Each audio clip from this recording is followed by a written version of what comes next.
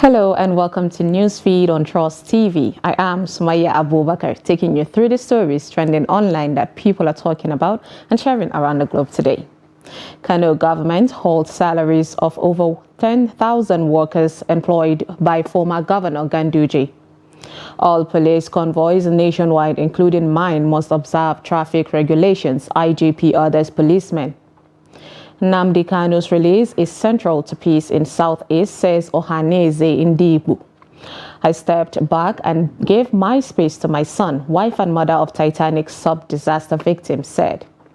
Now, top of what's trending today, we have Kano State Accountant General Abdulkadir Abdul Salam, who has been directed by Governor Abba Yusuf to stop the salaries of 10,800 workers employed by former Governor of the state, Abdullahi Ganduje.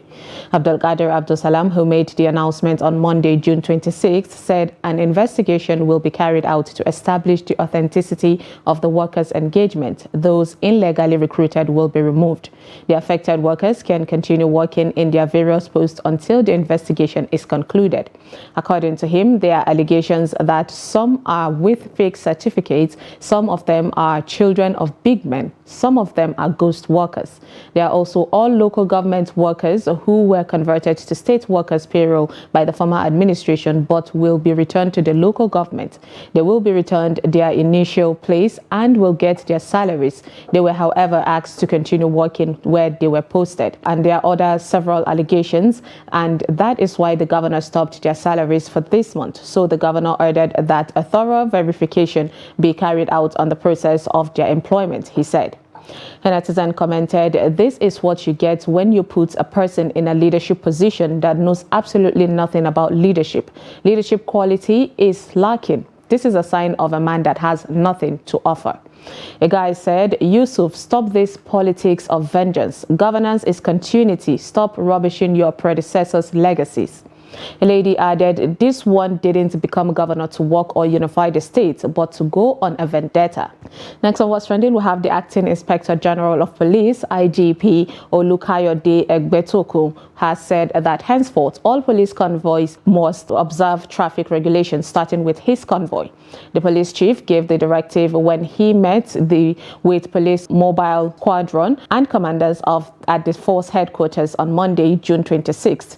In his words, he said, "Let me end this speech by reminding you that those who keep the peace must be the epitome of peace. Those whose duty is to enforce the laws of the land must themselves respect and obey the laws of the land. Without obeying the laws, the police lack the moral high ground to interrogate and bring law breakers to book. Consequently, in line with my vision of building a rule of law compliant police force, it is my directive that henceforth all police convoys on routine, non-emergency movement must obey traffic lights and other traffic rules. I pledge to lead by example in this regard. As you will be returning to your various bases, I wish you a safe journey and please be assured of my best wishes." A netizen said, "Story for the gods." When they on their siren like this, that is it. It's you people that gives the rules, and the same you don't obey the rules. A guy asked, if they don't, what should the citizens do to ensure compliance? Another guy wrote, "Good, and I hope it will be implemented strictly. Meanwhile, I see no reason why our police cannot have body cameras with 5 years imprisonment for anyone that tamper with it, or cannot provide evidence through the cameras. It will help to curb bribe-seeking police officers and even senseless arrest and killing of innocent Nigerians. This is the way to go." Next on what's trending, we have Pan-Igbo socio-cultural group Ohaneze Ndibu, who has called on the federal government to free the leader of indigenous people of Biafra, IPOB, Nnamdi Kanu, saying that his release would be central to the peace in the southeast region. The IPOB leader was arrested in Kenya and renditioned to Nigeria by the administration of former President Muhammadu Buhari for treason. President of the Apex Igbo socio-cultural group, Chief Emmanuel Iwanyao, made the appeal at the inauguration of the Women and Youth Wing of the group in Abuja on Monday, June 26th. The Sun reports that he said that not even the appointment of 100 service chiefs from the region by President Bola Tinubu would bring peace and security to the southeast, like obeying the court judgment freeing Kanu from DSS detention in Abuja. If you ask me, he said in his own words, my advice to Mr. President is that what the Southeast needs is security. Even if you appoint 100 service chiefs without the release of Nnamdi Kanu, the leader of indigenous people of Biafra, you will not have peace. Here we represented by the Secretary of Igbo Elders Consultative Forum, Professor Charles Nwake Adu, said. A netizen commented, Ohaneze that cannot direct terrorists in their midst to stop the senseless Mondays sit at home. These people are so funny. Even if Kanu is released today, it won't stop the insecurity in the Southeast because he have no control over ESN anymore. It might even get worse.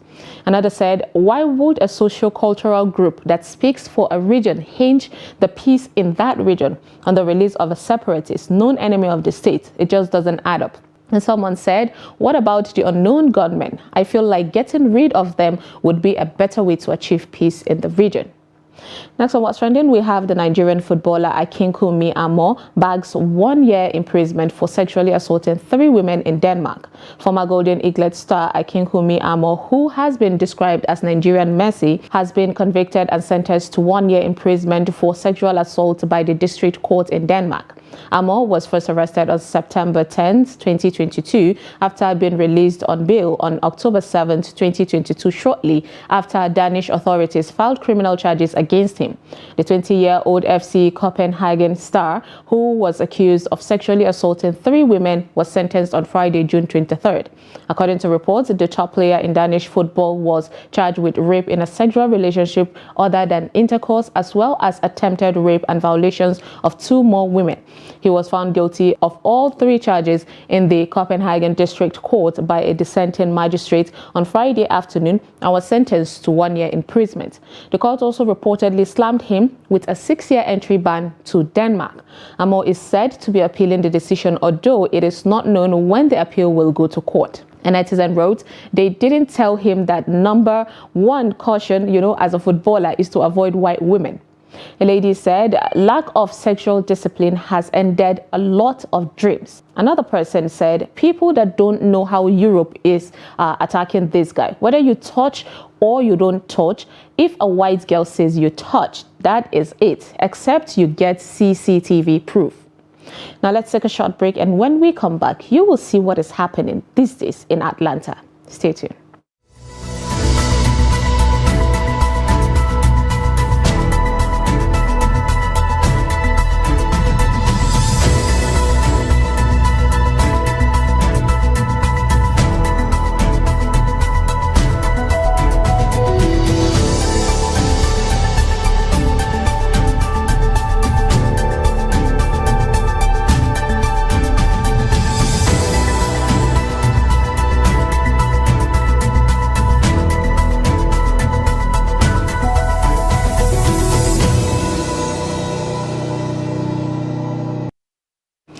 Welcome back. It's Newsfeed.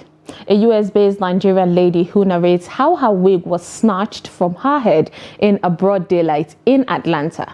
Take a look. They have come to steal my wig from me in broad daylight. Can you imagine? The thing that's irritating me is that they didn't even take the entire wig. This part is still remaining. What are you going to do with 3/4 of a wig? Come and tell me. It's just so mad to me because I've never ever heard of anybody ever getting their wig ripped off their head before, unless they are inside fights. But me, I don't fight. I was out just on my own, taking my pictures, and they came to come and rip my wig off my head. Anyhow, Sha, if you live in Atlanta, please be careful, because apparently girls are going around snatching wigs from people. I don't know why, but they snatched my wig today. So basically what happens, me and my friend went to go and take pictures. This one car like this just drove and stopped in the middle of the streets. A lady now rolled down her window and was now complimenting me, telling me that I look so nice. And she was now asking me like, oh, where did I get my hair done? I now told her, I was like, oh, I actually did the install myself. So I'm telling her, I'm like, oh, like, I can send you the link, yeah. For me and my friend, we just crossed the streets. I go up to her car and I'm like on the passenger side trying to like find the link for her. So she's filling my hair and I'm still looking for the link. As I'm still looking for that link, I just hear, I said, huh? What's that? I turn around, I just see her car speeding off. At this point, I'm just confused, like, what happened? So I'm just standing there confused because everything happened so fast. And I just touched my head like this. That's when I realized, hey, my wig is no longer on my head. A lady wrote, now this seems like the funniest theft ever. Another lady said, the way I would have cried back home with immediate effect. And someone said, this must have been painful, losing a wig and also the flash pain from pulling the glue. But it's funny that part of the hair is hanging. Next on What's Trending is a viral video that a lady shared of a CCTV footage of the shocking moments a diabolic man was caught in action during a midnight shift. Take a look. On this fateful morning, my instinct just told me to wake up and stare at my camera. I was really sleepy, but I just had to. I was staring at the camera and I saw this man moving towards the wall. He kept his two hands on the wall as if he wants to disappear. He came towards my house, looked left or right, brought something out of his pockets, bent over and started digging. And right I was digging. I know it's very hard for people to believe stuff like this, so let me just quickly show you the date. Look at the date. It's 26 on Monday, 26, 2023. Then at this point, he came towards my gate. My gate is automatic at this point. I opened the gate a bit to scare him away, to think somebody's coming out the gate, and I quickly closed it back. And at this point, you can see the man looking backwards and forward. Okay, you can see him running away here. He was saying some things like, may you never have children, may your bony people eat your body, may your children never have children. At this point, I said, hey, what are you doing there? Carry your juju and leave my premises. Carry your juju. And the man looked to me and was like, so you know the fear. He started saying the things to my face. There's a place he was digging, or what he buried. I think I saw something like a pieces of paper there, and he put sand and put one red one. Someone said, I rebuke any negative energy from this video. A lady wrote, some people don't have fear. May all the evils he wished for someone else go back to him in million folds. Another lady added, next time just start praying, no need to go out. It's a spiritual warfare, not physical. Next on What's Trending is the sad news of the mother of the teenager who died in the Titan sub disaster with his multi-millionaire father has revealed that she was originally due to be on the doomed vessel but gave up her space to her 19-year-old child because he really wanted to go. Christine Dawood and her husband Shadzada Dawood had initially booked a trip to the Titanic wreck for themselves but had to cancel due to the pandemic. She said that when their family reserved spots on this year's Ocean Gate Expeditures missions, she stepped back because her son, Suleiman, 19, was so keen to go. The family boarded the Polar Prince, the sub's support vessel, on Father's Day, hoping for the trip of a lifetime. Mrs. Dawood and her daughter, Alina, 17, were still on board when word came through on June 18th that communications with Titan had been lost. She and her daughter held out hope, to begin with after they did not initially return, but admitted she lost hope when 96 hours had passed since her husband and son boarded the submersible, which indicated that they had run out of oxygen. The grieving mother said her daughter held out a bit longer until a call with the U.S. Coast Guard last Thursday when they were informed debris had been found. It then became clear that an implosion had taken place. A netizen commented, Aunt says the boy never wanted to go and Mom says the boy really wanted to go. I wonder which one is true.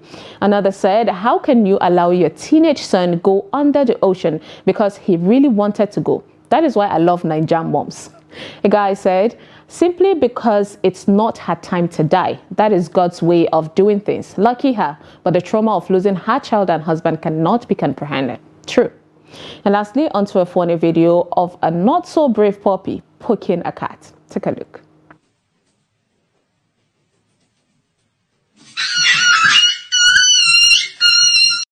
The troublemakers are always the first to cry out. And that is all on Newsfeed today on Trust TV. Follow us and subscribe to all our social media platforms, Facebook, YouTube, Instagram, and Twitter. Bye.